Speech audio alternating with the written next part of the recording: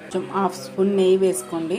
ఈ రెసిపీ వచ్చేసి స్నాక్స్ లాగా కానీ డైట్కి నైట్ డిన్నర్ లాగా బాగా యూజ్ అవుతుంది.